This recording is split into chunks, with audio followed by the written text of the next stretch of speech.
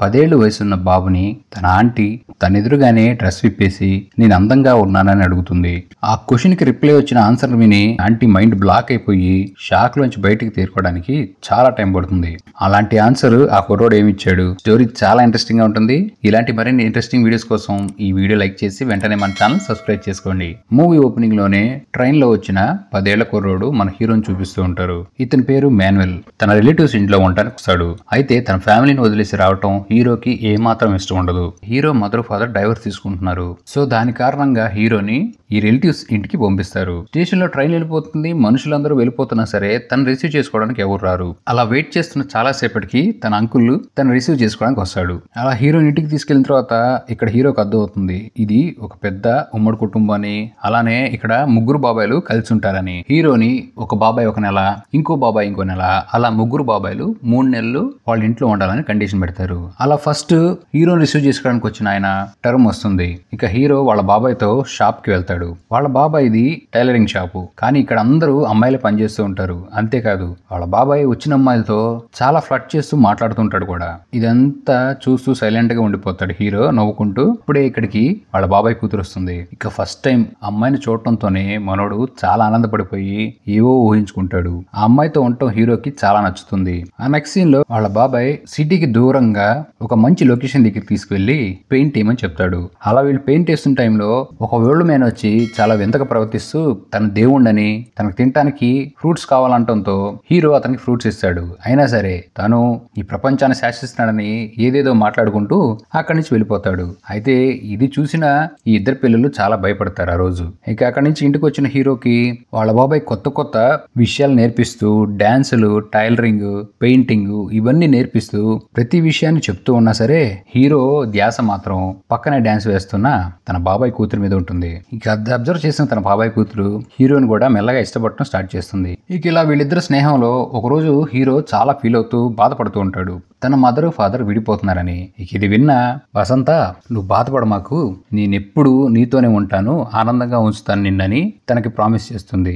ఇంకా అక్కడి నుంచి హీరోని తీసుకెళ్లి ఒక అద్దరిపోయే షాకింగ్ విజువల్ చూపిస్తుంది. తన రెండో బాబాయ్ ఫెర్నాడో గే అని అతను షాప్ లో పనిచేసే ఒక వర్కర్ తో ఎఫైర్ పెట్టుకుంటాడు. ఆ సీక్రెట్ కేవలం ఈ అమ్మాయికి తెలుసు, ఇంకెవరికి తెలియదు. ఇక నెక్స్ట్ సీన్ లో హీరో తన రెండో బాబాయ్ ఫెర్నాడో దగ్గరికి వస్తాడు. అతను ఒక బేకరీ నడుపుతూ ఉంటాడు. అంతేకాకుండా చాలా వాయించడం అంటే చాలా ఇష్టం. దాని మీద ఇంట్రెస్ట్ వచ్చి హీరోకి అది నేర్చుకుంటానని చెప్తే అదే విషయం వెళ్ళి అతను తన వైఫ్ కి చెప్తాడు. ఇక వైఫ్ కోపం వచ్చి బేకరీ పనులన్నీ వదిలేసి మిగతా పనులన్నీ బాగా చేస్తున్నావు అని చెప్పి తిడుతుంది. అయితే ఇక్కడ ఈ రెండో బాబాయ్ అసిస్టెంట్ తో సీక్రెట్ అఫైర్ కొనసాగిస్తున్నాడు కదా, అతను వచ్చి ఈ ఫెర్నాండోకి తనకి పెళ్లి అయిపోతుందని చెప్తాడు. ఇక ఇది విన్న ఫెర్నాండో తన అసిస్టెంట్ వెళ్ళిపోయిన తర్వాత ఆ మాటలని బాధపడి చనిపోదాం అనుకుంటాడు. కానీ చనిపోడు. ఆ రోజు నైట్ ఆ ఫెర్నాండో వైఫ్ దగ్గరికి హీరో వెళ్ళి మాట్లాడుతున్న టైంలో తను చాలా వింత వల్గర్ మాటలు మాట్లాడుతూ ఉంటుంది హీరోతో. తన డ్రెస్ విప్పి ఏంటి నేను చాలా అందంగా ఉన్నానా అని అడుగుతూ ఉంటుంది. దానికి హీరో బానే ఉన్నావు, మీ హస్బెండ్ తన అసిస్టెంట్ తో అఫైర్ లో ఉన్నారు అని చెప్పడంతో అది విన్న ఫెర్నాండో వైఫ్ కోపంతో ఈ విషయం ఎవరికి చెప్పమాక సీక్రెట్ గానే ఉంచని చెప్పి ఫెర్నాండో విషయం తన వైఫ్ కి తెలిసిన సరే తన హస్బెండ్ మీద కోపడకుండా తన బాధని తగ్గించడానికి చాలా ట్రై చేస్తుంది. ఇక హీరో బసంతతో పాటు చాలా హ్యాపీగా ఫీల్ అవుతూ ఉంటాడు. ఒక రోజు వీళ్ళు ఇంటి డాబా పైన మాట్లాడుకున్న టైంలో అమ్మాయి అబ్బాయి పారిపోవడం చూస్తారు. ఇది చూసిన బసంత వీళ్ళ మెయిన్ బాబాయ్ ఉన్నాడు కదా అతని కూతురు ఆ పారిపోయింది తన బాయ్ ఫ్రెండ్ అని, వాడు మంచివాడు కాదు, ఈ మత్తు పదార్థాలు తీసుకుని అలవాటు ఉన్నాయని చెప్తుంది. అలా మాటలు చెప్తూ వసంత తనకి ఏదో పవర్స్ ఉన్నట్టు ఇంట్లో ఏదో చెడు జరిగిందని చెప్పి పరిగెత్తుకుంటూ వెళ్తే ఈ రెండో బాబాయ్ గే అతను ఉన్నాడు కదా ఫెర్నాండెస్ కి హార్ట్ స్ట్రోక్ వచ్చి అలా పడిపోయాడు. ఎలాగోల ఆ ఇంట్లో వాళ్ళు అతను కాపాడి బతికిస్తారు. ఇక్కడ హీరోని చూసుకోవడానికి వాళ్ళ ఫాదర్ ఒక లేడీని పంపిస్తారు. ఆమె వచ్చి స్ట్రిక్ట్ గా మాట్లాడటం కాకుండా హీరోని వసంతాన్ని చదివించడం స్టార్ట్ చేస్తే కోపం వచ్చిన హీరో తన మీద కాక్రోచ్ వేసి భయపెడుతూ తన ఇబ్బంది పెడుతూ ఉంటాడు. అప్పుడే హీరోకి తన ఫాదర్ దగ్గర నుంచి కాల్ వస్తుంది. ఏంటి నాన్న ఎలా ఉన్నావు అని అడిగితే హీరో తనను చూసుకోవడానికి పంపించిన అమ్మాయి తనకు నచ్చలేదని, ఎప్పుడు తనని అబ్జర్వ్ చేస్తూ తన ప్రైవసీకి డిస్టర్బెన్స్ వస్తుంది, నువ్వు నన్ను వచ్చి తీసుకెళ్లిపో అని హీరో తన ఫాదర్ తో చెప్తాడు. అదే విషయం బయటకు వచ్చి బసంతతో చెప్పి ఇంకొద్దిసేపట్లో మా నాన్న నన్ను తీసుకెళ్ళడానికి వస్తాడని చెప్తాడు. కానీ ఇది విన్న బసంత తను హీరో కలిసి పెళ్లి చేసుకుందామని ఫిక్స్ అవుతుంది. ఇంత బాగా మాట్లాడుకున్న వాళ్ళకి అది కూడా తెలుసు ఇద్దరు కజిన్స్ ఎప్పుడు పెళ్లి చేసుకోకూడదని. ఈ విషయం గుర్తొచ్చిన వాళ్ళు చాలా ఫీల్ అవుతారు. వీళ్ళు ఉంటున్న ఇంట్లో వాళ్ళ పెద్ద బాబాయ్ది ఒక రూమ్ ఉంటుంది. ఆ రూమ్ లోకి ఎవరిని వెళ్ళలేరు. అయితే హీరో బసంత కలిసి ఆ రూమ్ లోకి వెళ్తారు. ఇక్కడ వాళ్ళిద్దరిని చూసిన వాళ్ళ బాబాయ్ సీరియస్ అవ్వకుండా వాళ్ళకి అతను అక్కడ ఏం చేస్తున్నాడో చూపిస్తాడు. తను ఒక ఐ స్పెషలిస్ట్. తన తమ్ముళ్ళకి కూడా నేర్పించింది, ఈ పిల్లలకు కూడా నేర్పించి ఈ బెసంత కళ్ళని చూపించి కళ్ళు ఎంత మంచివో అని వాళ్ళిద్దరికి చెప్తూ ఉంటాడు. అప్పుడే హీరో వాళ్ళ ఫాదర్ పంపించిన లేడీ అక్కడికి వచ్చి ఈమె హీరోకి మేనత్ అవుతుంది. ఈ రూమ్ లోకి రాకూడదని రిస్ట్రిక్షన్స్ ఉన్నా మీరు ఈ రూమ్ లోకి ఎందుకు వచ్చారని అరుస్తూ హీరో వాళ్ళ తాతయ్య హీరోతో మాట్లాడాలని పిలిచారని చెప్పి తీసుకువెళ్తుంది. హీరో వాళ్ళ తాతయ్య ఎప్పుడు ఒకే మాట చెప్తూ ఉంటాడు, ఈ ప్రపంచం నాశనం అయిపోతుంది, ఇది నాశనం లోపు మనం ఇదంతా చూసి ఎంజాయ్ చేయాలని చెప్తూ ఇదే విషయం ఇంట్లో ఉన్న వాళ్ళందరికి చెప్పినా సరే ఎవరు పట్టించుకోరు. ఇంకా అయినా ఒక విషయం కూడా చెప్తాడు, సెకండ్ వరల్డ్ వార్ టైంలో ఒక అతన్ని చంపి ఈ ఇంటి బేస్మెంట్ కింద సమాధి చేశానని చెప్తూ ఉంటాడు.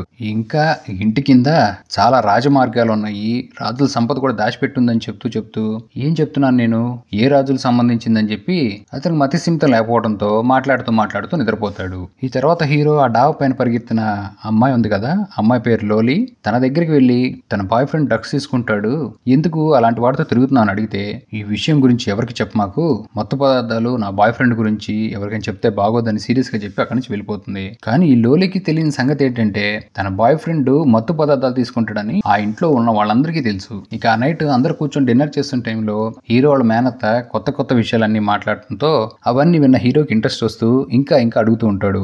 అయితే వాళ్ళ బాబాయ్ సైలెంట్ గా ఉండమని, ఈ లోరాను కూడా నీ బాయ్ ఫ్రెండ్ తో దూరంగా ఉండని చెప్పి డిస్కషన్ వస్తుంది. కానీ ఉడుకు రక్తం కదా ఈ లోలా, నేను పెద్దదానయ్యాను, నాకు నువ్వు చెప్పాల్సిన అవసరం లేదు, నా ఇష్టం వచ్చినట్టు చేసుకుంటానంటంతో ఇది విన్న వాళ్ళ ఫాదర్ కి కోపం వచ్చి ఆ డైనింగ్ టేబుల్ మీద ఉన్న ఫుడ్ మొత్తాన్ని విసిరేస్తాడు. ఇక దీంతో షాక్ అయిన హీరో ఒక్కసారిగా ఇప్పుడు తన లైఫ్ లో ఇలాంటి సంఘటన చూడకపోవడంతో చాలా భయపడిపోతాడు. ఇక తర్వాత వీళ్ళందరినీ కూల్ చేయడానికి ఆ ముసలైన ఒక పోయం పాడి ఆ రోజు నైట్ ఇంట్లోంచి కనపడకుండా వెళ్ళిపోతాడు. అయితే హీరో బసంత దగ్గర శక్తులు ఉన్నాయి, తాతయ్య ఎక్కడికి వెళ్ళారో తనకి ఖచ్చితంగా తెలుసు అని చెప్పడంతో పొద్దున్నే ఆ ఇంటి పెద్దైన వాళ్ళ బాబాయి ఇద్దరు పిల్లల్ని తీసుకుని వాళ్ళ నాన్నని వెతకడానికి వెళ్తాడు. అలా దారిలో వెళ్తూ హీరోయిన్ ఇటు వెళ్ళాలి అటు వెళ్ళాలని పార్క్ వైపు వేలు పెట్టి చూపిస్తుంది. ఈ ముసలాయనకి చెట్లు పక్షులు అంటే చాలా ఇష్టం. సో అనుకున్నట్టుగానే వెళ్ళి అతను పార్క్ లోనే కూర్చొని తన కొడుకు వచ్చి ఏంటి నాన్న ఏమైందని అడిగితే నేను ఇంటికి వచ్చే దారి మర్చిపోయాను, అందుకే ఇక్కడ ఉండిపోయానని చెప్తాడు. ఇంకా అతను బీచ్ కి వెళ్లి ప్రశాంతంగా గాలి పీల్చుకోవాలి, నన్ను బీచ్ కి తీసుకెళ్లారని అడుగుతాడు. అంతేకాదు తను చనిపోతాను త్వరలో అని చెప్తూ ఉంటే తన కొడుకు నానా నేనున్నంత వరకు నీకేం అవదని అతనితో మాట్లాడుతూ ఇంటికి తీసుకువెళ్తాడు. ఆ నెక్స్ట్ డే ఈ ఓల్డ్ మ్యాన్ అడిగినట్టుగానే అతన్ని బీచ్ కి తీసుకెళ్తారు. ఇక ఆ బీచ్ లో ఫ్యామిలీస్ అందరూ చాలా ఎంజాయ్ చేస్తూ పిల్లలు చాలా ఆనందంగా ఆడుకుంటుంటే ఇదంతా చూసిన ఈ ఓల్డ్ మ్యాన్ ఇంతకన్నా నా జీవితంలో ఏం కావాలని తన చివరి శ్వాసను వదిలేస్తాడు. ఇక ఈ ఓల్డ్ మ్యాన్ చనిపోవడంతో ఈ ఓల్డ్ మ్యాన్ ఫ్యూనరల్ లో అందరూ చాలా బాధపడుతూ ఉంటారు. అక్కడే హీరో వాళ్ళ మదర్ ఫాదర్ కూడా వస్తారు.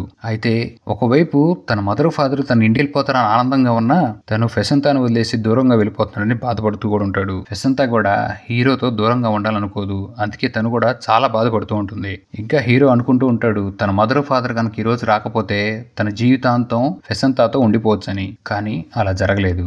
ఆఖరిసారిగా వాళ్ళిద్దరూ కళ్ళల్లో కళ్ళు పెట్టుకొని చూసి బాధపడుతున్నప్పుడు మూవీ ఎండ్ అయిపోతుంది.